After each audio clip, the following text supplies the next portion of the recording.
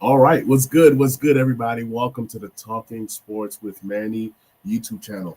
And for the first time, I am streaming on Instagram for the very first time. So I don't know how that's going to look. I don't know if and when anybody comments on Instagram, what pops up.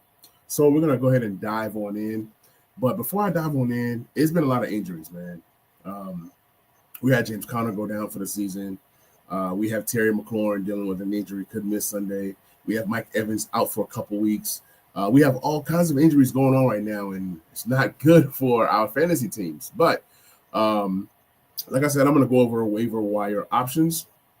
And then anybody who comes in that has questions for starts and sits, they're more than welcome to drop in and hop on and then, ask those questions. So I plan on streaming for an hour, but if the stream gets good, then I'll stream for an extra 30 minutes. So we'll see. Or I could be streaming 30 minutes less, especially if nobody hops on and asks questions and I kind of get through the information that I want to put out there, then great.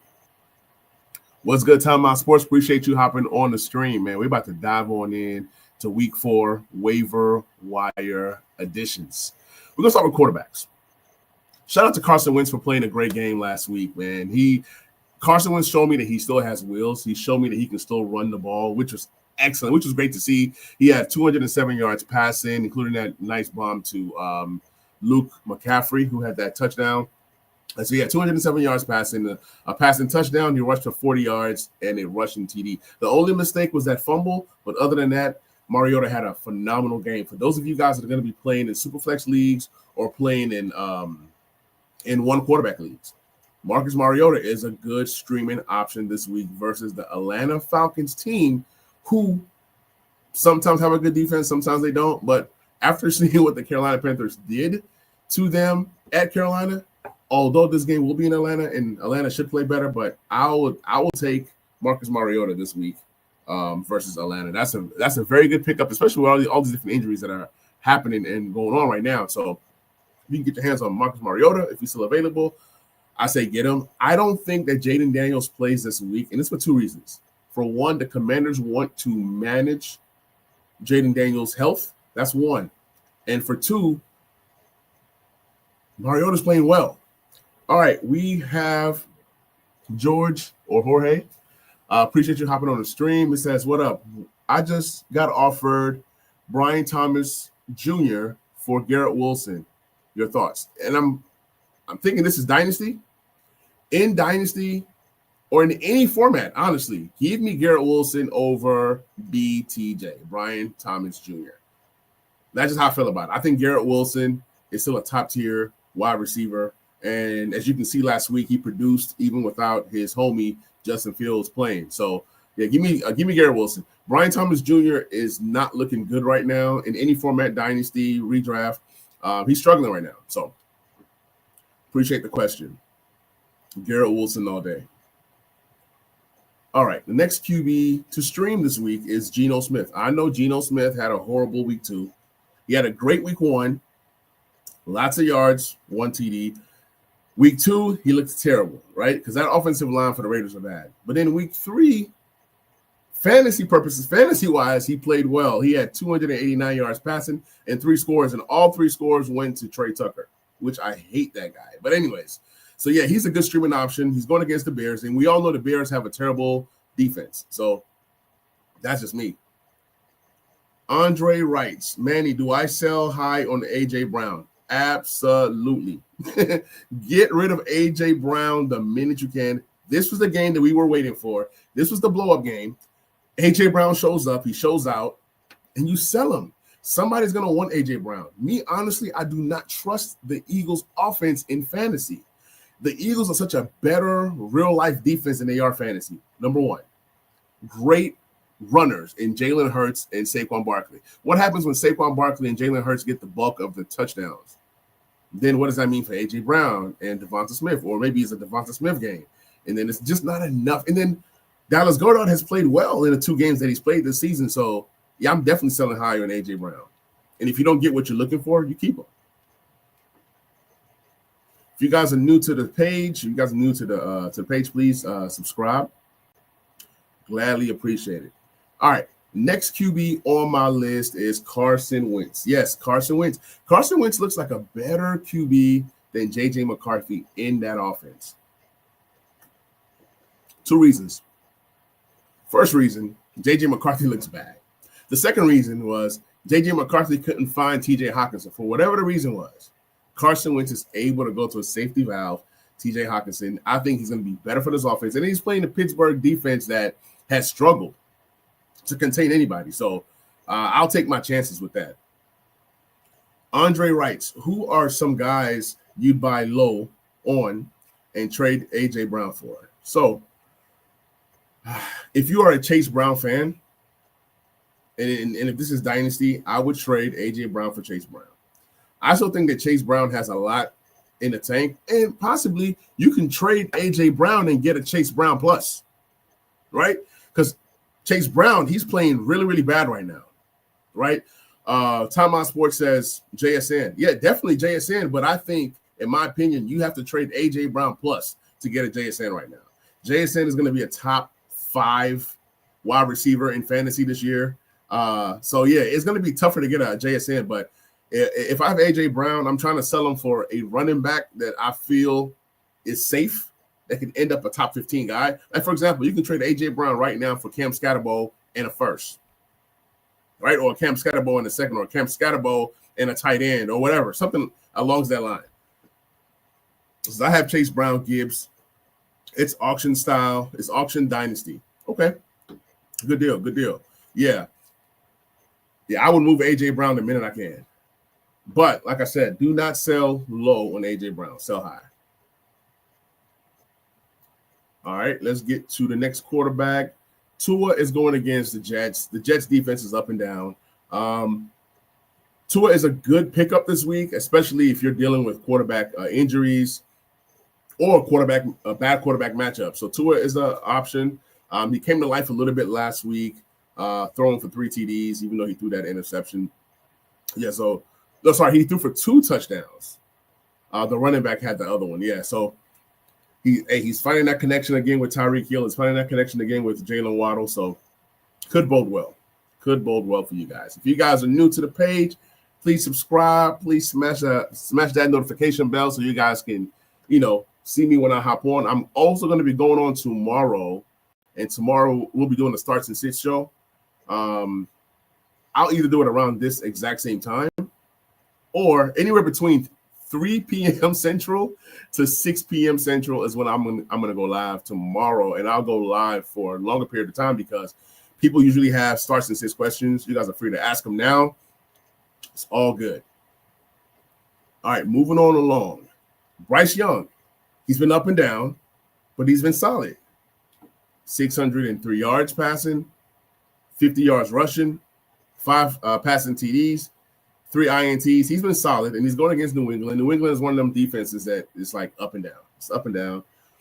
For those of you guys that are playing in redraft leagues or whether it's dynasty leagues, look at trying to get Jackson Dart in trades in dynasty. He could be something. Even if he's not, the Giants are so bad that they have to pass to come back, right? So that volume is going to help a guy like Jackson Dart. Andre writes, my receivers as of now are A.J. Brown, London, Worthy, Tet, Keon Coleman. So out of this group, the most consistent has been Tet. Worthy has been hurt. Keon Coleman is up and down. You almost got to keep A.J. Brown. And London has been inconsistent. So you almost got to keep A.J. Brown to kind of keep this group together. Andre writes, RBs are stacked. I have Chase Brown, Gibbs, Junkins, Benson, Pollard, Javonte. I'm going to get to Benson later on in the show. You have a pretty nice core here. So you might be able to flip one of these running backs for a receiver if you need receiver help. There's a lot of guys I drafted late and stashed ended up good. Hey, that's the key. I drafted Quinshon Junkins in a lot of redraft leagues, and look at him now. I'm going to talk about him too. Galaxy Pickers writes, trade CD for Tet and Caleb Williams. If this is, even if this is redraft, that's a great trade. I think CeeDee Lamb's injury is going to linger a bit. He's out for 4 weeks for sure. Tet is going to be great. Ted is going to be great just because of the volume. When he starts to click better with Bryce, you're going to see his numbers go up and up and up. And Caleb is a serviceable QB, even in redraft leagues. He's serviceable. He's going to have some favorable matchups. Not only that, their defense is terrible. So terrible defenses bode well with QBs. Look at Dak Prescott. Dak Prescott puts up numbers when he's playing from behind, right? He's trying to throw the ball, he's trying to come back. That's volume. What you need as a quarterback is volume. You don't need quarterbacks that don't run, but have good defenses. Like a Matthew Stafford, he doesn't produce those high numbers like a guy like Dak Prescott would because he's throwing, or the game where Russell Wilson threw for 450 yards. You just need bad defenses to go with QB. So y'all keep that in mind. Appreciate you, Galaxy Pickers, for the comment. If you haven't subscribed, please subscribe. And today we're streaming on Instagram for the first time. So I don't know what's going on over there on that side. I'm gonna check it in a minute to see if people are actually interacting on the Instagram side. I don't see them popping up through StreamYard. But yeah, so Jackson Dart, try to acquire him in Dynasty if you can. Try to buy him low or sell high. This is the opportunity to sell high or to buy low. Tyrod Taylor is a decent pickup. He had a decent game last week. You have Sam Darnold. Even Kirk Cousins could be a sneaky pickup. If you guys are in leagues where you need 2 QBs, Superflex leagues, go grab Kirk Cousins right now. You don't even have to put in a waiver claim for him. There's a chance that Michael Penix struggles on Sunday versus the Commanders, and he possibly could get benched. And if he does get benched, guess what happens? You now have a QB in Kirk Cousins. All right, I got more questions to here. All right, Andre writes, would you trade AJ Brown for a chain? In a heartbeat, ASAP, ASAP. But in your case, you don't need a chain. You need AJ Brown because your wide receivers are weak from what you've shown me, right? Galaxy Pickers writes, thoughts on Worthy and Addison. I love Addison if Carson Wentz is the quarterback the rest of the way. I hate Addison if J.J. McCarthy comes back. That's kind of why I've kind of walked away from Justin Jefferson. Even in Dynasty, I want nothing to do with Justin Jefferson because of J.J. McCarthy. But with Carson Wentz, they've looked a lot better. So Worthy's going to be nice if he ever gets healthy. He's just so tiny. But I feel the way that Patrick Mahomes is playing this year, he's really looking for his receivers, and I believe that Worthy will get all those Tyquan Thornton type plays. He's that stretch guy. So for me, give me Worthy over Addison. But Addison is talented. I'm not saying that he's not. It's just the quarterback situation for Addison worries me. But Worthy, good to go. Andre writes, then I could just have Ted Start in London and the chain and Junkins in my flex. It's not bad. It's not bad. I mean, London and AJ Brown have kind of been in the same place anyway. So, hey, it's your choice. Galaxy says subbed. Appreciate the sub, man. Kindly appreciate it. All right, let's get into running backs. Tajay Spears. He comes back after week 4. You got to outsmart your opponents. You go ahead and get a Tajay Spears now. Nobody's looking. You grab him now. You don't need a waiver wire claim for him because nobody's going to put in the claim. Nobody's thinking right now. So he comes back in after week 4. You can grab him now for free and stash him on that bench just in case something happens to Tony Pollard, who's been excellent. But Tajay Spears brings that passing game dynamic, that pass catching. So could bode well. As the Titans are struggling right now for pass catchers and offense, Tajay Spears comes in and gives them a different punch from what Pollard would give. Andre writes, do you think Chase Brown gets it together? I think he has less than 100 yards total so far. Yes, he has less than 100 yards total so far. I believe I saw somewhere today it was like 93 yards total for the season. I believe he gets it together. But look, at the same time, you're buying Chase Brown low. Don't buy high. Buy low with the hopes that he turns it around. There's nobody that's on the Bengals right now, running back wise, that can compete for touches with Chase Brown. So it's just a buy low and stash. And if he ever gets it together, you have a top 15 running back on your hands. Galaxy Pickers writes, thoughts on stashing Jalen McMillan? That one is interesting because when the season started, I'm a huge Emeka Ebuka fan to where I wasn't even looking at McMillan at all, not even in redraft, not even in Dynasty. Like I was selling him off in Dynasty when they drafted him because now it's like so crowded. Mike Evans, Godwin is coming back. But with the injury to Mike Evans, it could be a lingering injury. So McMillan, if you have an IR spot in your league, definitely. If you don't have an IR spot, don't stash him because that's a waste of a bench space, in my opinion. I do feel like he's talented. I do feel like right now, like Sterling Shepard, when I get to running back, wide receiver, Sterling Shepard is going to be a top waiver wire pick because they are in dire need for receivers. And if he's close to coming back, he could definitely be a nice stash and then a guy that can help that offense immediately. Andre writes, I have Hawkinson, Manny. I don't know how I feel about him. When JJ comes back, though, should I trade Javonte Williams for Kraft?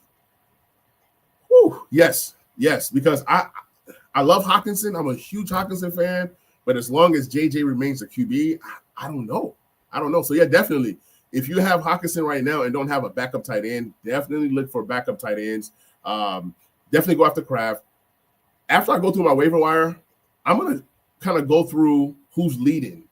And it's gonna blow your minds when you find out who's leading in each category right now. The tight ends you think that are top tight ends, numbers-wise, are not top tight ends. So when I kind of go through the list 1 through 12, it's gonna blow your mind. But definitely Kraft is somebody that I would definitely target. Kraft is a superstar, in my opinion. He just hasn't peaked yet but here's the thing with Kraft. If you do go after Kraft, just know that Jordan Love spreads the ball.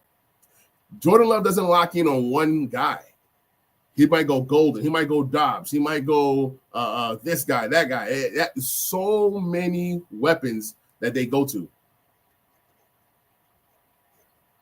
Andre writes, I have Hawk.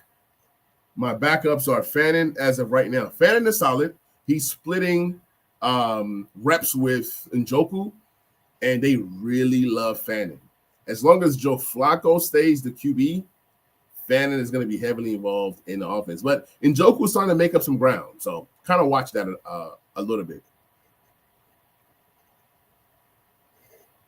All right. Let me go to – give me 1 second. All right. Who's next on this? Woody Marks.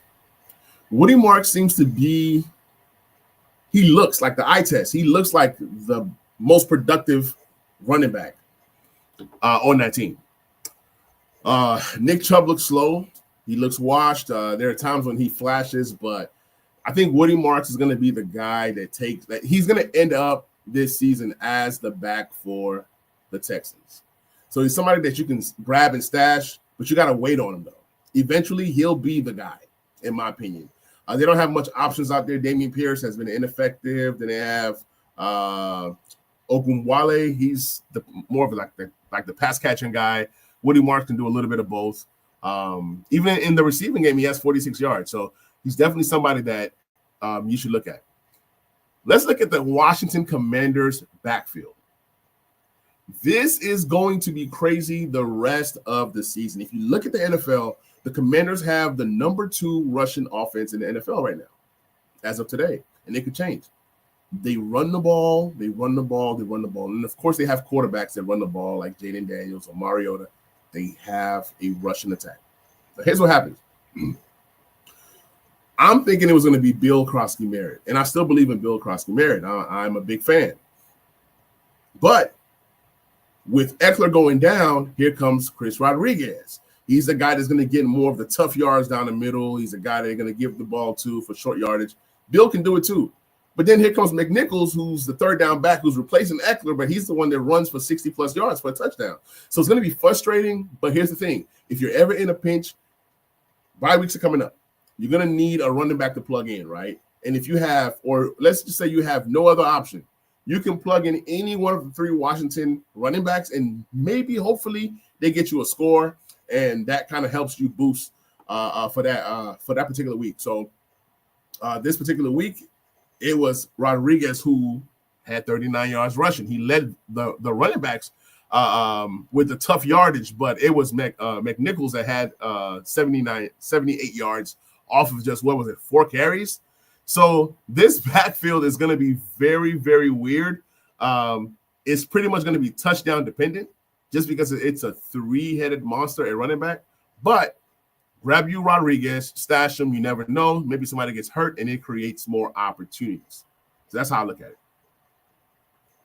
Andre writes, is JD5 back next week? I talked about it early on in the show, and my prediction is no. That's just my prediction. I think that Mariota looks good. He showed more than we all expected. And I think they're going to sit Jaden this week, maybe even next week. They can buy some time without Jaden. Now, if Terry isn't playing and they feel like they have a better chance of winning with Jaden coming back, that's like the only scenario that I can see. He is day-to-day, but in my opinion, I don't think Jaden Daniels plays this week. Says, I wish I sold high on Debo, man. Yeah, Debo looks great, but the thing with Debo now is that he does so much in the return game. I believe he's like the number one kickoff returner right now in the NFL. And when he returns those kickoffs, he comes back out of the game and he's gassed and he has to sit out a play or two or three. Then he comes back and he's effective. But yeah, he's doing it all. He's returning kickoffs. He's running the ball. He's catching the ball. He's been the Commanders' most productive player on special teams and on defense this year. So it definitely should have sold high. But with Terry McLaurin, most likely you might miss this game. And if he misses this game, you're going to see Debo less on kickoffs, less on special teams. You're going to see him more on the field. He's going to be heavily targeted. So that kind of bodes well for Debo this week. So maybe if he has a monster game this week, you have another opportunity to sell. You're going to have a sell window, but you're going to have to maximize that. All right, let's talk Ollie Gordon. While I'm talking Ollie Gordon, I'm going to check my Instagram just to make sure that there are no questions popping up that I can't see or view on my end. But yeah, Ollie Gordon, he looks good. He looks great. He seems to be the RB2 on this team, and he had a great showing last week. What was it? 9 carries, 38 yards, and a rushing score. He's worth the ad. With the way that a chain's body is made, if a chain takes that wrong hit, you have a top potential 15 back on your hands in Ollie Gordon. So definitely somebody that I would consider stashing if I have space on my roster. Blake Corum. I'm loving Blake Corum as the season goes on. For the season, 99 rushing yards, 1 reception, 14 yards, 1 touchdown. He plays way less snaps, but he has a lot of powerful runs here and there. So maybe towards the end of the season, it might even out to where Blake Corum and Kyron Williams are equals. But as of this week, Kyron did enough to separate himself from Blake Corum. So that was pretty good. Andre writes, Ollie taking on that Mostert role finally. Absolutely. He was what the doctor ordered. The other guy that they drafted, Jalen Wright, injuries and opportunity hasn't worked for him. But yeah. Andre writes, I got to see more from Corum. His most impactful game was garbage time against Tennessee. Absolutely. But if you look at the snaps and look at production, you'll see that he's slowly creeping into a role with the Rams. Everybody's frustrated with Breece Hall. I don't know what happens with Breece Hall this year. I don't know if he gets traded. I don't know what's going on. So grab you some Braylon Allen and stash just in case. And it's looking like the best running back in Kansas City is probably Kareem Hunt. Although I don't trust any of those backs, but he did have 10 carries for 34 yards and a score and 1 catch for 10 yards. So I don't know, man. Pacheco isn't it. Kareem Hunt might not be it, but might be worth a roster in a deep league to where maybe somebody gets hurt and maybe more opportunities open up. Miles Sanders have been doing some things, some solid things. Overall, Cowboys have a pretty solid run game this season between Javonte Williams and Miles Sanders. So he's a decent guy to kind of stash, man. Both guys, shout out to both guys. Both guys are looking decent this season. Outside of the fumbles, they look good this season. Kyle Monangai, just in case Swift ever goes down, he's starting to get more and more carries. Yes, he's a rookie, but these are times when you grab these guys and you handcuff them because of injuries. Okay, I read this comment already. All right. We talked about Jeremy Nichols. We talked about the whole Commanders backfield. Taj Brooks is somebody that just, stash just in case Chase Brown gets benched or he gets hurt. Taj Brooks, he's going to start to get more and more carries because they got to see what they have in this RB room. And maybe Taj Brooks carves out a role to where he's catching passes. Don't know. All right. Moving on along. Kendre Miller. Just one of those kind of guys that you kind of stash just in case something happens. It's like a lottery ticket, just in case Alvin Kamara ever get hurt. Because right now, if you're looking at the waiver wire, there's not a lot of guys that you can kind of grab and say, oh, this guy's going to be productive or this guy's going to do this or that. So it just kind of bodes well. Yeah, I just looked on Instagram. I don't see my Instagram live. Maybe I did it wrong. I don't know. But yeah, I don't see my Instagram live. Let me know if you guys see it. It's Talking Sports with Manny. It's TS with Manny. So y'all let me know. I don't see it. I've looked. I don't know. Maybe it's like in a different portion of this. Because this is my first time doing this through StreamYard. So I don't know. All right. So let's move on to the next position group, which will be the wide receivers. Let's see what we got. Alec Iomanner, that's my guy. He should not be available in any waiver wire, but maybe you guys are playing with some less smart people, and he's out there. He has 10 receptions this year for 107 yards and 2 TDs. You might say, wow, that's not great numbers, but guess what? Bye weeks are coming. That's solid flex numbers. That's like 10 to 13 points a game. You want to grab a guy like this because eventually he's going to become the number one wide receiver on that offense. He's going to outplay Calvin Ridley. So keep an eye out on Alec Iomanner. I believe that he's going to end up possibly being one of the better rookie wide receivers this year when it's all said and done. Trey Tucker. I can't deny that the guy has 4 TDs this season. 13 receptions, 211 yards, and 4 TDs. This could be a start of something special, or it could just be a fluke game. It could have just been one of those games. But as of today, he's averaging 19.7 points per game in fantasy. So you kind of gotta take a look, especially if he goes unclaimed in waivers and he's just available. You might want to grab him and just kind of see where it goes. He is playing the Bears this week. That is a weak defense, so there's opportunity for this guy to turn up this week.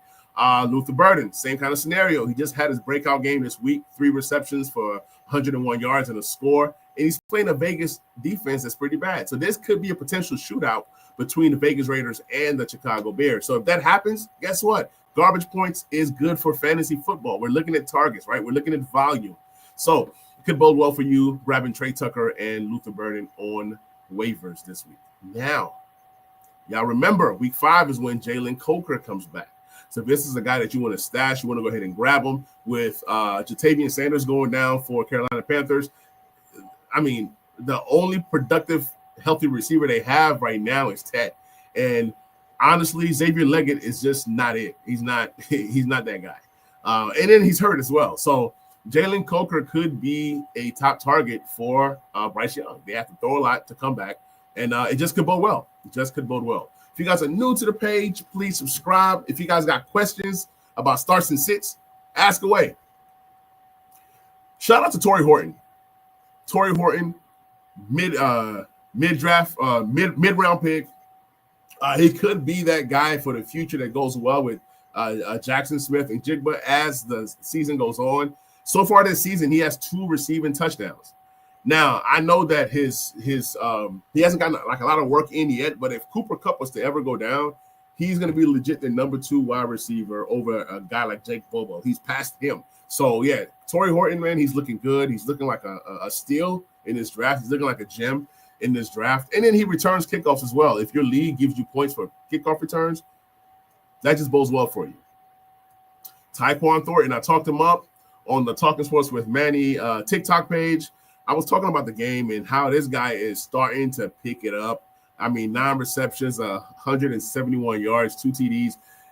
Him and Mahomes were not in sync as the season started, but it's like as the season goes on, these guys are syncing up a little bit more and more, and he's taking on that Xavier-worthy role right now. Whenever Rashee Rice and the rest of these receivers come back, man, this Chiefs offense could be dangerous. Romeo Dobbs, or Dontavian Wicks. Any Green Bay wide receiver is always a decent receiver to have. With Jaden Reed being out, with the rookie Matthew Golden trying his best to to come up. He did have his best game this week with 52 yards on 4 catches. But Wicks, whether it's Dobbs, whether it's Golden, it's good to have one of them if you have space. And then there's going to come a time when you need a Hail Mary play, and you start one of those guys, and then Jordan Love hits them, and then that could potentially help you win your game. This happened to me this past week with Hunter Henry. Hunter Henry's the guy that hasn't played well all season, right? Stuck him into my lineup, and guess what happens? The guy goes bananas, and I won every single league that Hunter Henry was in my flex. I play in a lot of tight end premium leagues. That's where you get 1.5 points per reception, or whether it's 2 points per reception for tight ends. All right. Appreciate you hopping on the stream. You write, says, what do you think about this trade? I'm 0-3 in this league. Gave away Jamar Chase, Ashton Genty, and Kelsey for Bowers, Nico, and Josh Jacobs. All right, let's break this down. So Jamar Chase losing his QB, I still think he can be productive. I believe that you can be getting more, but you are getting Bowers, who's eons better than Kelsey, so that's a win there. Nico Collins possibly would give you Jamar Chase light numbers, and then Josh Jacobs over Genty. Absolutely, I get it, but if I'm you, I'll try to squeeze out one more piece. Since you're giving away Chase, since you're giving away Genty and Kelsey, because where you drafted these guys, you drafted Jamar Chase in the first round. You drafted Genty in the second round, I believe. And then you got Kelsey maybe in the third or fourth round. So to get Bowers, Nico, and Josh Jacobs, that's solid. That's solid. And I get it. When you're losing, you kind of shake it up to see if shaking it up helps. But sometimes the minute you trade, then you see a Genty breakout game. Then you see a Jamar Chase. It's still Jamar Chase, right? Then you see Kelsey has resurgence. But I think it's a fair deal. I think that you're most likely going to get the better end of this deal, giving away these guys that are not productive right now and, inconsistent right now, to get guys that are proven. Like Bowers is solid. Nico is solid. Josh Jacobs is solid. So from a production standpoint, definitely. Because I know I can't decide. It's one of those things, man. 3-0 is 3-0. 3-0 turns into 0-3 turns into 0-6 rather quickly. So I get it. D, appreciate you hopping on the stream. It says, would you drop Troy Franklin for either Tucker or Horton? Woo, that's a good one. I'll probably drop Troy Franklin for Tucker, just because Tucker's a number 2 receiver in that offense, in that Ravens offense. But then Horton is like the number 3 option. So it's like when I look at options, Troy Franklin is all over the place. Sometimes he's good, sometimes he's bad. So yeah, drop Troy Franklin. Having Tucker's a number 2 after, or the third option if you say Bowers and you say Jacoby Myers. But I'll take a chance on Tucker over Horton just because Tucker had a bigger game and a better connection with Geno. So that's just my opinion. If you guys are new to the page, please like, please subscribe. I kindly appreciate it.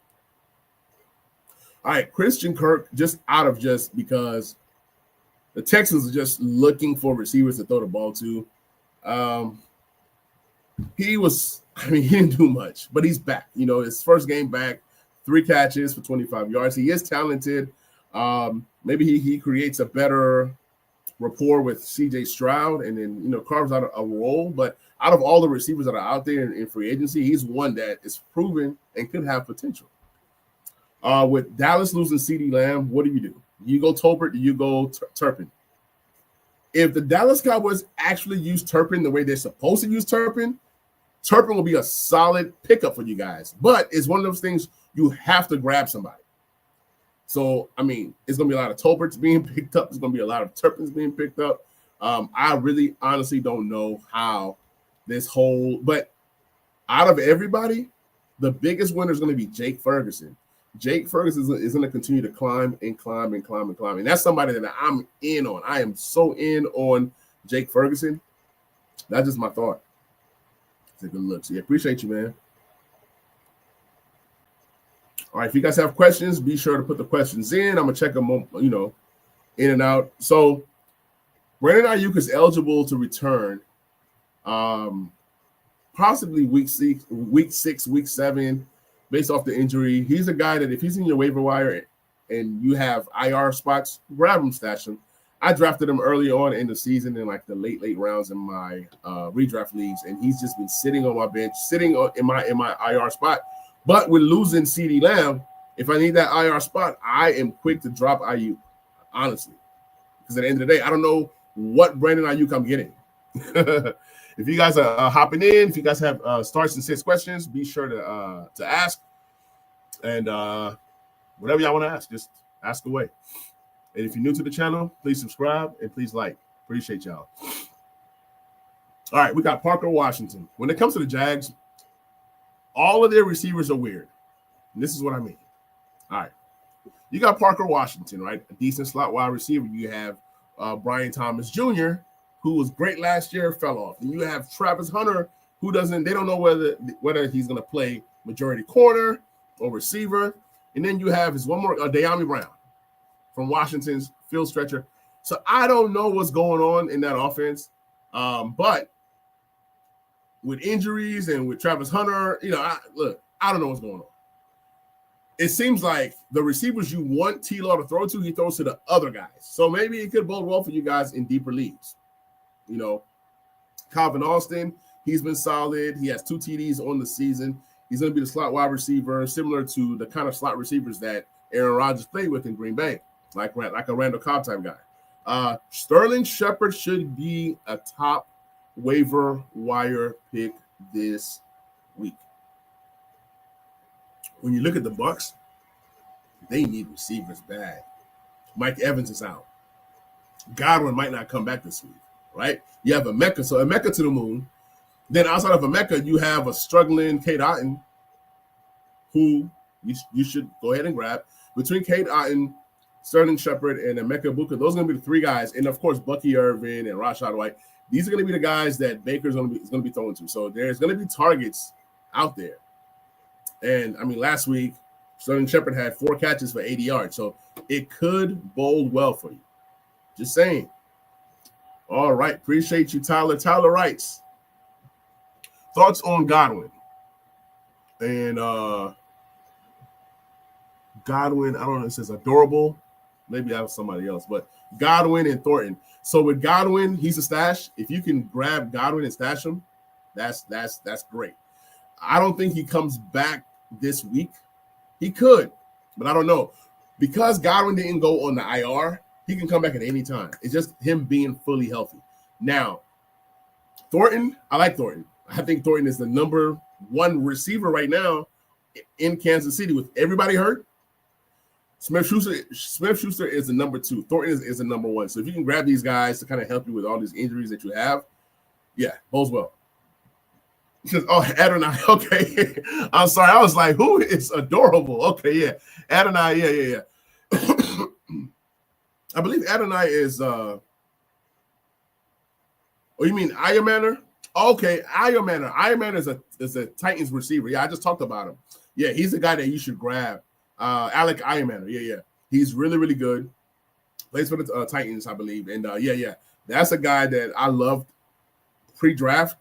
Yeah, I talked about him early on in the show. Definitely grab him, put him on your team. I think he's going to end up as the Titans' number 1 wide receiver before the end of this year. And I wouldn't be surprised if a guy like Calvin Ridley gets traded. That's like if the team is doing bad, and you talk about Cam Ward's development and this and that, there's a chance if Alec is balling, play the younger guys, play DK and trade Calvin Ridley, who's been not productive at all. So that's that possibility there.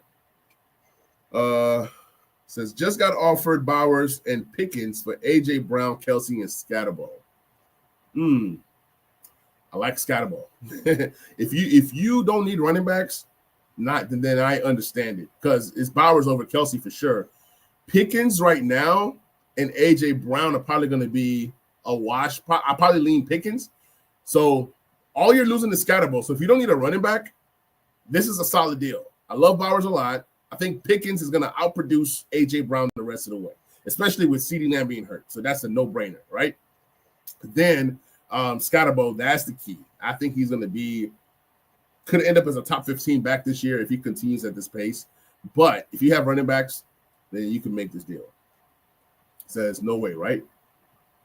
It says, I do too. Okay, so it's one of those things. Like, if you got running backs, if you got extra running backs and you want to upgrade, I really think that A.J. Brown is going to be up and down. I think Pickens is going to have them targets. So, yeah. It says, would you trade Josh Allen for Henry? My QBs are Fields and T-Law, no Superflex. Okay. And let me guess, who are your running backs? I guess that you're probably struggling running back-wise, right? And you happen to be a Ravens fan. So don't let that be, like the main reason. But I get it. Non-Superflex, Josh Allen does put up crazy numbers. But if you need a running back and your running back room is weak, I would make the trade just because, one quarterback league. And then once Fields comes back, Fields can give you Josh Allen type numbers because of the running and the rushing ability of Justin Fields. T-Law, I don't trust, but Justin Fields definitely has the potential to give you big, big numbers. Appreciate you, Bryce, for your comment. Here's a sneaky pickup this week that nobody's looking at. Luke McCaffrey. Why? Why not? Right? He had his biggest game of the season last week. He had 3 catches for 56 yards, and he had a touchdown. He caught all 3 targets. The reason I say Luke McCaffrey is if Terry McLaurin does not play, Debo starting on one end, right? You got to start Luke, right? And then Noah Brown, I don't know if he plays, though. If he doesn't play, if Noah Brown is out, then guess what? You might have Luke McCaffrey, Jalen Lane, and Debo Samuels, and somebody has to catch targets. And I'm telling you, there's something special going on between Mariota and Luke McCaffrey. Luke McCaffrey being a backup, Mariota being a backup. These two guys work in practice with the second and third teams. So guess what? They have that rapport. So Luke McCaffrey could gain more targets. No Terry, and he was targeted 3 times. That could be 6 or 7 targets. That could be 6 or 7 catches. That could be 80 to 100 yards. That could be a score. I'm just saying. Look into Luke McCaffrey. He's going to be free. So could be a potential guy that you add to your team for next to nothing. All right. Bryce says, my RBs are fine. Genty, Achane, Hendy, JCM, Tootin. Out of this group, I like Achane a lot. Hendy, with all the fumbles, maybe he starts to produce. Genty has been so inconsistent. JCM, we talked about him earlier, is just a 3-headed monster. When JCM does score, he's solid. And Tootin has been solid. So it's like you have a bunch of guys, a bunch of rookies, but a bunch of guys that could produce. But I can also see why you want to trade Josh Allen and you get a for sure running back to go with the chain. And if one of these other younger guys end up blowing up to a whole other level, then you can flip one of those guys later on for a receiver or for a quarterback. So, yeah, I'm in favor of you trading Josh Allen for Derrick Henry. Tyler writes, pick up Iron Manor or Thornton or Shepard. I lost Evans and Lamb. So you need 2, right? So if you're picking up one of these guys, give me Alec Iron Manor. So how I would rank them is give me Iron Manor, give me Thornton and Shepard. Just how you, yeah. That's the order because Iron Manor is the number 1 wide receiver for me on the Titans. Thornton is the number 1 wide receiver on the Kansas City Chiefs for me. And then Shepard has to battle with Emeka Ebuka. So, yeah, that's the order I would go with my waiver wire selections. It's bang, bang, bang. All right. Let's keep on rolling. We're getting to the tight end group. We're almost done with this waiver wire priority list. Isaiah Likely, man, we need this guy back. When he's out there, he produces. He hasn't played all season. He might be able to return this week. Grab him, stash him if you're searching for tight ends. Hunter Henry shouldn't be available in any of your leagues, but if he is, that should be your number 1 priority of all priorities. Like he balled out this past week, 8 catches, 90 yards, 2 touchdowns. I mean, he produced for me in my tight end premium leagues. Brenton Strange finally showed up this season, had 6 catches for 61 yards on 7 targets. And that's what I'm talking about with the Jags. With the Jags, you don't know where these passes are going. Shig was solid, 5 catches for 66 yards. So he's going to be a guy that's going to be available. guys like Chig and Strange, likely. Hunter Henry shouldn't be available, but if these other three guys are there, and remember, with Mike Evans being out, Cade Otton has an opportunity to get some targets. He only has how many targets so far this year? I don't even know. I don't even see it. So I don't even know how many targets he has this year, but he only 7 targets all year. 7 targets in 3 games.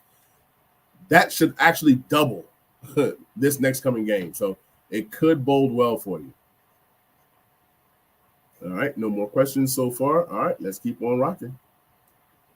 All right, now, as we stream defenses, y'all know, if y'all have seen my show before, if y'all have seen me stream before, you guys know that I hate streaming defenses with a passion. I just hate it. I just hate it, man. So with streaming defenses, you can start anybody, honestly. The Chargers could be a good one because Jackson Dart is playing and he is a rookie. So when rookies play, they tend to struggle. So yeah, Chargers defense could be solid. The Commanders defense could be solid against a Michael Penix-led offense that scored 0 points last week versus the Carolina Panthers. And Penix is in danger of being benched if he comes out playing bad versus the Commanders this week. And the Commanders defense is continuing to play well versus certain QBs. I don't know if Penix is going to be one of those guys that if he can't scramble or get out the pocket and kind of move, he might be flustered this week. The Lions, after what they just did this past week playing against Cleveland, that's a pretty good matchup. Kickers, I don't even do kickers, man. Just pick one. Honestly, Colts kicker, Titans kicker, those guys kick 50-yarders. Aubrey, of course, shouldn't be available, but, just roll the dice with somebody. But that concludes the waiver wire shows. Before I end the stream in about 13 minutes or so, what's good, Millie Mills? Appreciate you hopping on the stream. What's good? What's good? So before I end the stream, I'm going to kind of go through all the position groups so you guys can find out who the top 5, top 7, top 10, top 12 are. And it's going to blow your mind. It's going to blow your mind. So if y'all have any questions, y'all let me know. I'm going to log on to my Yahoo Fantasy. Yahoo kind of makes it easy. I use Sleeper, but I don't feel like going back and forth with my phone, trying to figure out, who's who. But yeah, man, I hope you guys have been good, man. I hope you guys have been enjoying this season. Like I said, man, I promised to stream more, and I've been doing that. I've been consistent with the streams. I did one a couple days ago, doing another one tomorrow. Did one today. What's good? What's good? It's time to drop Jaden Higgins. Yes, in redraft. Yeah, it's time to drop him. He's unproductive. Christian Kirk is back. He's going to produce. Nico Collins. Jaden Higgins just looks bad. He's just not ready. He's just not ready. This is what it is. So, yeah, definitely drop him. Millie Mills writes, how you feeling about Dart? I got Penix as my QB, and I'm thinking about benching him for Dart. So I talked about Dart earlier. I'll talk about him again. And I just talked about Penix. So Penix looks bad, right?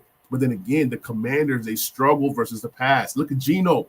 Geno just had 3 touchdowns, 289 yards versus the Commanders. So the Commanders do have corners that are hurt right now, right? Marshawn Lattimore's hurt. He's cleared concussion protocol. He should play.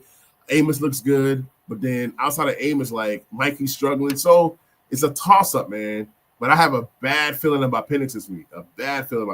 But then on the flip side, Dart, they do say Dart be scrambling. They do say Dart be running. So it could be a potential to where Dart is just airing out the ball or making plays with his legs. And if he's doing that, he definitely should outscore Penix this week. I do see Dart getting a pick or two, but I think the guy has confidence. He's going to throw the ball. So if it's between these two guys, I'll go Dart and just, see what happens. Skull 8,000 writes, I don't get what they're doing. They basically drafted this guy in the first round and don't pass. Yeah. It's crazy. It's crazy, honestly. Like some teams typically grab people just to grab people, or you grab people to play defense from other teams drafting these other people. And it's all about grabbing a player and putting them in the best position to be successful. And a lot of NFL GMs and a lot of coaches don't do that, and it's sad. It's terrible, honestly. It says in bet, and I'm about to put a claim in for him now. Yeah, I'm glad I can help, man. Appreciate y'all. Keep the questions rolling while I am still trying to figure out this whole Yahoo thing. Give me one more. I'm gonna try this one more time. If it doesn't work, then I'm gonna use a different platform. I just like how Yahoo looks, especially in fantasy. They kind of organize everything. It's just easier to maneuver. So I've always used Yahoo when it comes to like organizing who the top QB is, who the top RB is. Sleeper's great. I love all my leagues on Sleeper, but for this purpose, give me Yahoo all day long. Who do y'all think scores the most points this week out of all the QBs? And let me hear some of you guys' hot takes as well.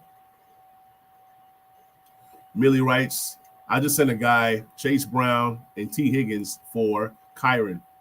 I feel like I overpaid, but also I don't. Like, look, you didn't overpay.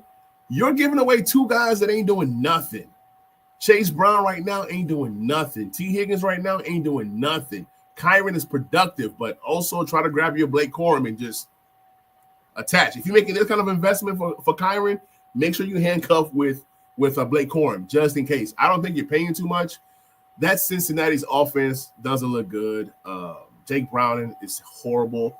They're going to have games where they're playing from behind and they're just throwing the ball, volume kind of, gets it going. But at the end of the day, if Jamar Chase is not killing it or getting the ball, what makes us think that T. Higgins is going to be any better? So, yeah, I mean, I like it. I'll do that trade. All right. We are almost in this thing. I hope you guys won some of your leagues.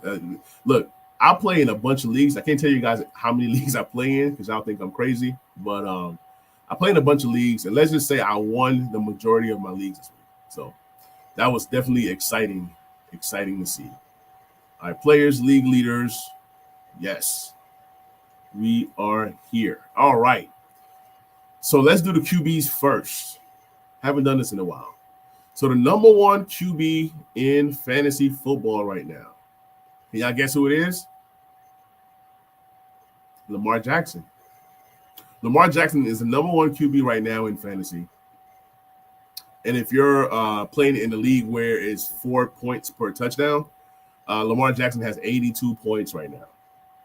And then the next person behind him is Josh Allen. Josh Allen had that bad game, that second game versus the Jets where he didn't do anything. He had like 148 yards passing. And he ran 6 times for 59 yards, but it was more of like a James Cook game. So that does happen in fantasy. So he didn't look good week 2, but week 1 he was super. Week 2 he was all right. Week 3 he was solid. 3 passing TDs. He didn't run as much, and he didn't pass as much. But he was solid. He plays New Orleans this week. So he has a chance to regain that number 1 lead.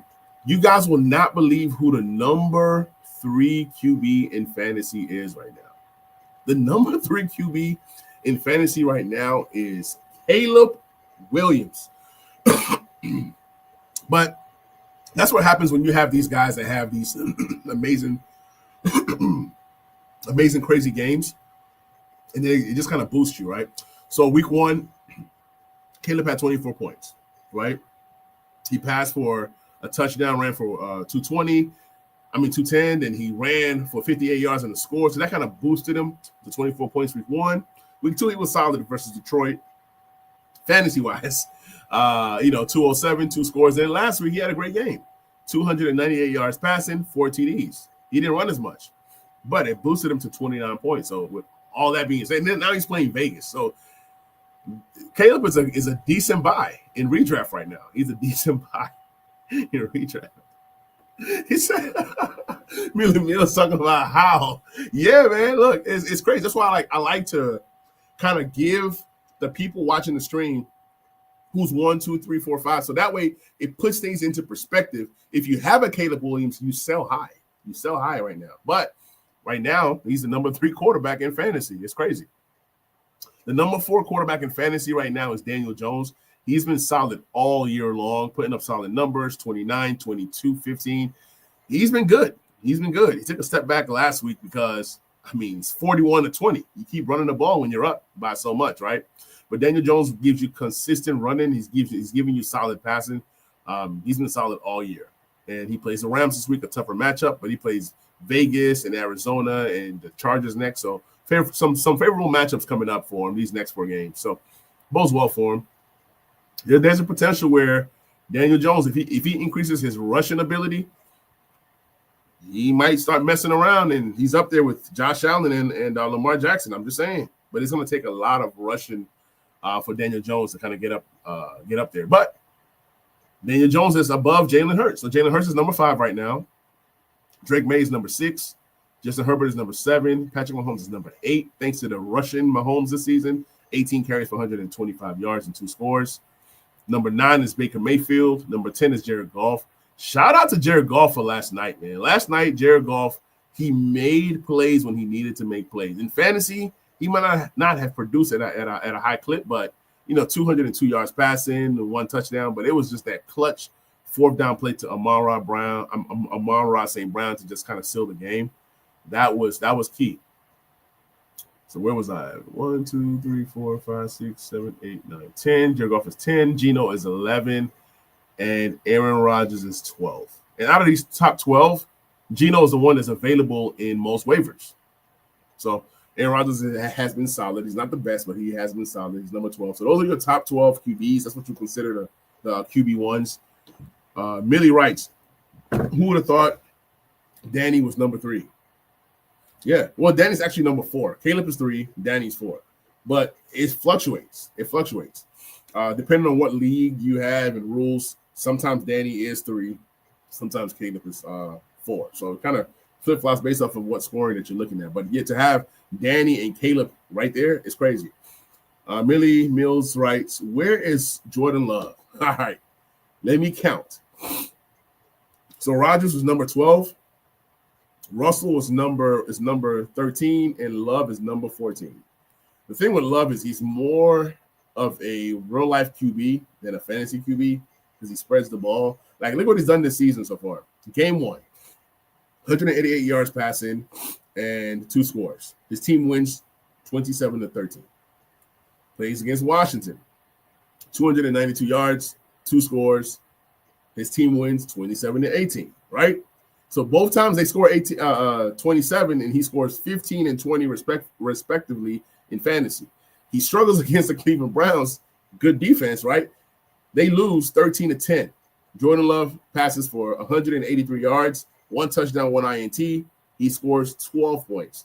This week, Jordan Love plays against Dallas. When I do my starts in 6 show tomorrow, Jordan Love is going to be my number 1 start of all starts this week. He should tear Dallas apart. He should have over 335 yards passing. That's my hot take. My hot take, Jordan Love goes out next week, throws for 335 yards and 3 touchdowns. And they beat Dallas 40-17. Bold prediction. All right, let's look at some wide receivers. Let's see who's killing it this year. The number 1 wide receiver in fantasy right now. I'm gonna give y'all like 5 seconds to put your answers in the comments. Who's the number 1 wide receiver points-wise in fantasy? I'll give y'all a few seconds. All right, let me see if nobody answers. Cool. Puka Nacua. Puka is the number 1 wide receiver in fantasy right now. Puka has been solid all year. Week 1, 11 targets, 10 receptions, 130 yards. Week 2, 9 targets, 8 receptions, 91 yards. Week 3, 15 targets, 11 receptions, 112 yards, right? No touchdowns, but when you're getting 10 receptions, 8 receptions, 11 receptions, he's averaging like 9.5 receptions a game right now. That's amazing. He's averaging over 100 yards a game. So at this pace, just off of just catching passes and just getting yards, he's going to finish as the wide receiver 1. unless you have some crazy type Jamar Chase 17 touchdown or Cooper Kupp from back in the day for 15 plus, or Devontae Adams. I don't see anybody right now except of one guy that I'm going to talk about right now that could have a potential of getting anywhere between 11 to 15 touchdowns. Terry had like quite a bit last year as well. Max Steele writes, I was going to say St. Brown. St. Brown would have been a pretty good guess because he did have one or two blow-up games. So you definitely was right there on the money. Please subscribe to the page if you haven't already. Please like. Appreciate y'all. So Puka's number one, right? Number two is Amon-Ra St. Brown, and it's 5 points separates the two. So Amon-Ra St. Brown is number two right now, and he's had some games. Week one, he was terrible, eight points. Week two, 11 targets, 9 receptions, 115 yards, and 3 scores. He tore it up. And then last week, he was just solid, but he was great. 8 targets, 7 receptions, 77 yards, and 1 score. So a 39-point game and a 20-point game will cover that 8.5 game. If he had a solid game week one, he definitely would have been number one for sure. So definitely a good guess, Max. Appreciate you. Appreciate your comment. All right, so number 3 is Rome Odunze. This is a guy that he has a chance to get 12 to 15 touchdowns this year. I mean, the way this guy is getting touchdowns, he has 4 touchdowns already. Caleb loves this guy. He's targeting this guy, and they have some favorable matchups. They play Vegas in week 4. Great matchup. They play the Commanders in week 6. Great matchup. You play the Giants in week 10, and, you got some matchups here and there. Baltimore, Cincinnati. Like, there's some favorable matchups for this Bears offense. So, I advise you guys to try to get as many of these Bears guys on your team. It could bode well for y'all. All right, so that's Romans 3.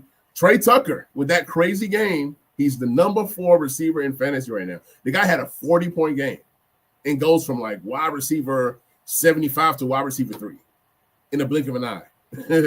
But yeah, I don't trust what Trey Tucker has done so far. He's going to be a huge claim this week. Number 5 is JSN. Number 6 is Keenan Allen. Shout out to Keenan Allen, man. Old man Keenan Allen. All he does every single game is catch anywhere between 5 to 7 receptions and 61 to 68 yards. And he has a touchdown in each and every single game. Says the Bears producing fantasy players I see. Absolutely. When you're trash, when you're garbage, when you're playing from behind, that's when you produce fantasy stars. Caleb, fantasy star. Rome Odunze, fantasy star. They need 1 or 2 other pieces, which I don't know if it's going to be a Cole Kmet. I don't know if it's going to be a DJ Moore, but Luther Burden was the guy last week. So they're going to definitely produce 3 guys each week, quarterback, maybe a running back and a receiver, or quarterback and 2 receivers. So, yeah, they're going to produce some points this year and possibly lose a lot of games, in my opinion. So Keenan Allen, man, he's been great, man. Keenan Allen, to me, is the number 2 receiver on the Chargers. The number 1 receiver is Johnson. Number 2 is Keenan Allen. Number 3 is Ladd. Y'all can get mad at me all y'all want to. Until Ladd starts to produce again, Ladd is the number 3. Ladd is last on the pecking order right now. It just is what it is.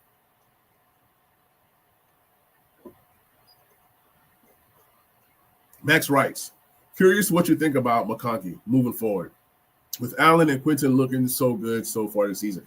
And not just them. Y'all know that rookie tight end, Oronde Gaston or something like that? He looks good. That rookie tight end looks good. So that's just another mouth to feed.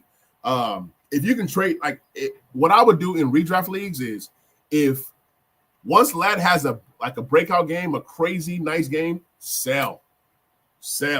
Even if you're selling Ladd for a wide receiver, RB2 or a tight end, sell. Because I don't know. It's gonna be shaky. But Keenan Allen is a guy that Justin Herbert trusts.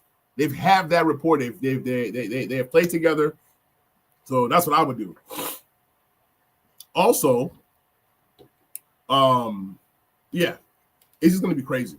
It's just okay. You read my mind. Yeah, we were in sync right there with the whole Ladd thing. Yeah. Let me see. Puka's 1, Amon-Ra 2, Rome 3, Tucker 4, JSN 5, Keenan Allen 6, Garrett Wilson is at 7, Quentin Johnson is at 8, Neighbors at 9, and Emeka Buka at 10. But he's gonna rise after this week. Emeka Emeka Egbuka is going to be a top 5 fantasy producer in terms of wide receivers. That's just how I see it. 10 is Jamar Chase. 12 is Michael Pittman. Shout out to Michael Pittman, man. He's a guy that everybody wrote off. He's had 2 great games. He had a great week 1 where he caught 6 for 80 in the score. Then had a great week 3 where he had 6 for 73 in the score. So he's been solid. He might not get you 100 yards, but when you get in receptions and decent yards and touchdowns, that's 19 to 20 points. So that, just like that, Michael Pittman is the number 12 wide receiver in fantasy. So those top 12, that makes it the top, wide receiver ones. It says Ebuka got Mitchell on him this week, though. Look, I get it. Mitchell is a dog. But my question is Mitchell going to travel? When they put this guy in motion, is Mitchell going to travel? If Mitchell travels, guess what? It's going to be tough. But we know who Baker Mayfield is, right? Baker Mayfield is stubborn. And he's gonna pepper somebody with targets. If it's not him, then I guess it's going to be a Sterling Shepard type game or a Kate Otten type game. But one thing I do know is that Baker Mayfield is unafraid. He's going to pass to whoever, wherever, and whenever. Even Sauce Gardner, this past game, he was attacking Sauce Gardner. And Sauce Gardner is a pretty darn good corner, in my opinion. So I love Emeka this week. All right, let's look at running backs. Jonathan Taylor is the number 1 running back in fantasy right now. He's killing it. He's been consistent. 12 points, 29 points, 32 points. And I think, the more that the Colts start playing with the lead, you're going to see more and more touches for Jonathan Taylor. Getting anywhere from 17 to 25 carries per game, that's solid. That's what you want out of your running back. The number 2 is Christian McCaffrey. Knocking on wood, he hasn't gotten hurt, and that's great. He always scares me. Millie Mill says Henry got to be in the top 5. Let's see. It's about to get crazy. So we have Jonathan Taylor at number 1, Christian McCaffrey at number 2, James Cook at number 3, Jahmyr Gibbs at number 4, Bijan Robinson at number 5. So Derrick Henry did not make the top 5. He didn't make the top 5, man. Sorry. But let's see where Derrick Henry is. Number 6 is Devon Achane. Number 7 is Javonte Williams. Number 8 is David Montgomery. Number 9 is Travis Etienne. Number 10 is Bucky Irvin. Number 11 is Chuba Hubbard. Number 12 is J.K. Dobbins. Where is Derrick Henry? Number 13 is Saquon Barkley. Number 14 is Jalen Warren. Number 15 is Kyron Williams. Number 16 is Derrick Henry. Derrick Henry is number 16. Hey, I'm telling y'all, I'm not making this up. Y'all can research it, y'all can research this yourselves, man. It's just crazy. Let me look at Derrick Henry's numbers and see why. I know he fumbled the last 2 games, and there was a game. Okay, I see. So week 1, Derrick Henry had 18 carries for 169 yards and 2 scores.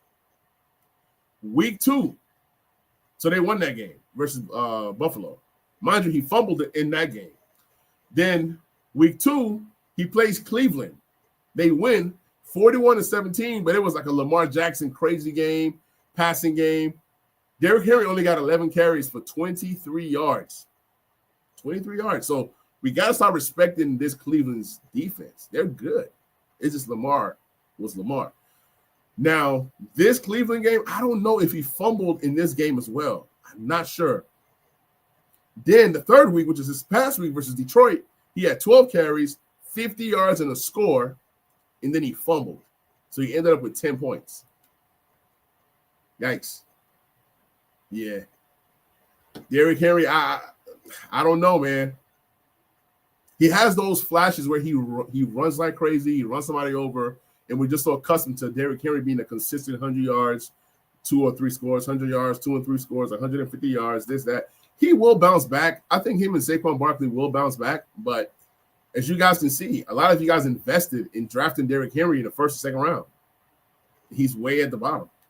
Like even Kyron Williams has been struggling, until this past week. So Kyron 13, 10, 19. So it's really tough to get a consistent running back right now. In this particular league that I'm looking at these numbers from, I drafted Bucky Irvin, and he's been all right. He's in the top 10, but he's like 14 points, 18 points, 13 points.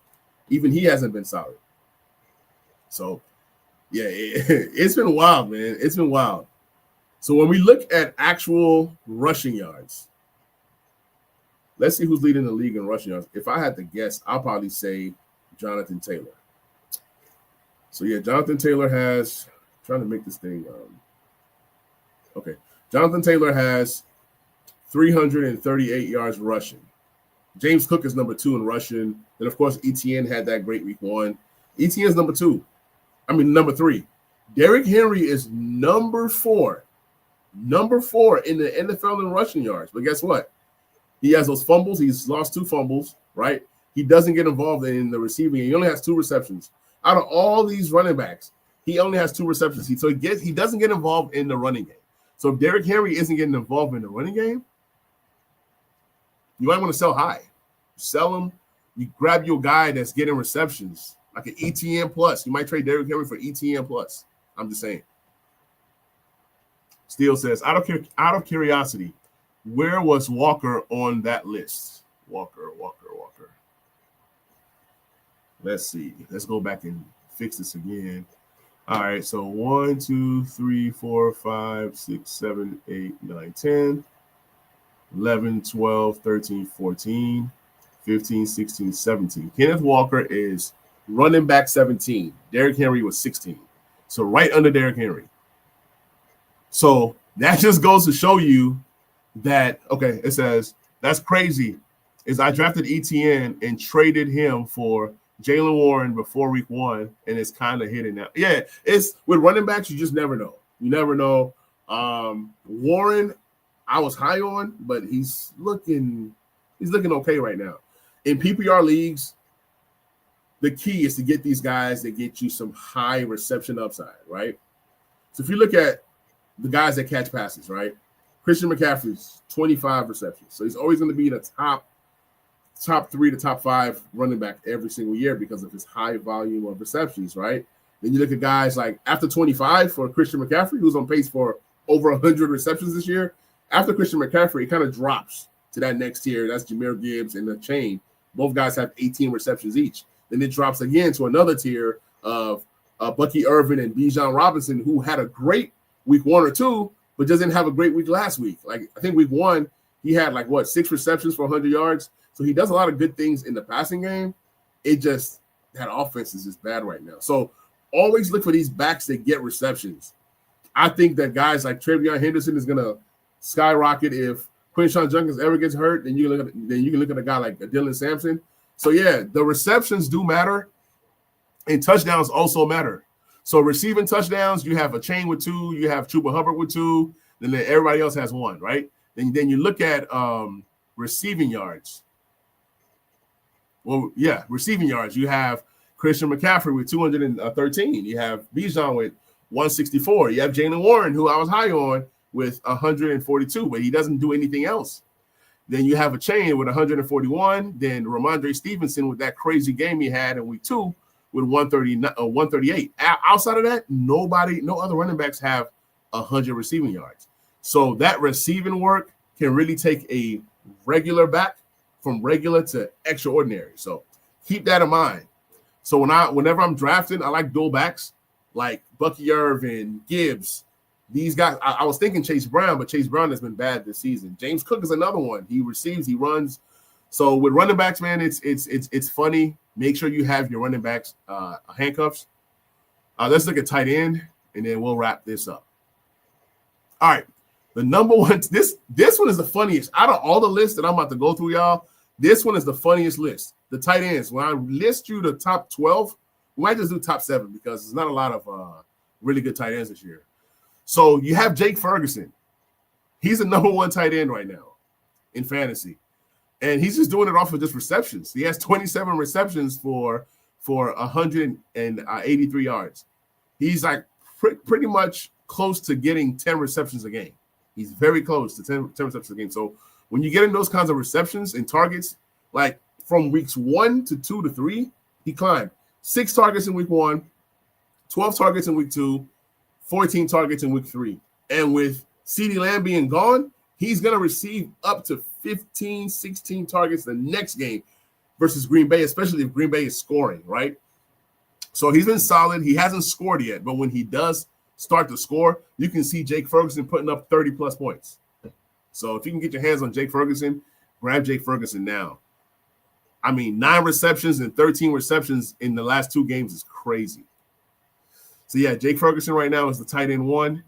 The tight end 2, if you guys listen to my waiver wire show from after week 1, I told you guys Juwan Jennings. So Millie Mills says Kraft, Bowers, and then Pitts. Wrong, and wrong. Yeah, man. So the number 1 right now is Jake Ferguson. Number 2 is Juwan Johnson. He was my number 1 waiver wire pick after week 1, and he's been tearing it up. He's been solid. I just look at targets, right? He had 11 targets week 1. I said, I'm all in. He had 8 receptions, 76. I said, I'm all in. Anytime a tight end is getting 11 targets, you should be all in. So I want you guys to start paying attention to the amount of targets pass catchers are getting. That's what's going to get you volume. And then when they do hit on them targets and then do get touchdowns, you're going to see astronomical numbers. So Juwan Jennings, week 2, 9 receptions for 9 targets, 5 receptions, 49 yards, and a score, right? At 15.9 points. Then this past week, 8 targets, 6 receptions, 51 yards, 11. So even though like those numbers aren't crazy, they're solid. So Juwan Jennings is a safe tight end. He's tight end 2 right now. Hunter Henry with the blow-up game, he's tight end 3. McBride is 4. Tucker Kraft is 5. Kincaid is 6. Ertz is 7. Bowers is 8. Tyler Warren is 9. Andrews with the blow-up game is 10. Kelsey is 11. And Harold Fannin is 12. Kyle Pitts is 13. So everything outside of Harold Fannin doesn't even matter. Like Laporta's up and down. Brenton Strange is up and down. You got to stream these tight ends, and you just got to hope to kind of get lucky. Because nowadays, a tight end that's catching 5 passes and getting 60 yards is great. That's 11 points. So, yeah, that was pretty funny. Yeah, all these tight ends that we drafted in the first, second, a guy that would have been tight end 1 by far, if he didn't get hurt, would have been George Kittle. George Kittle gets targets, and he gets touchdowns, and he makes that offense tick in San Francisco. It's just unfortunate that he got hurt. But, guys, appreciate you guys hopping on the stream. Once again, Talking Sports with Manny YouTube channel. I'll be doing this again tomorrow, talking about the starts and sits. You guys can come with all your starts and sits questions, your trade questions. Please share this. I want to have this. I want to have this rocking tomorrow. And the more interaction I get from you guys, the longer I stream. So appreciate y'all, and I'm gonna see y'all tomorrow. Peace. Appreciate you, man.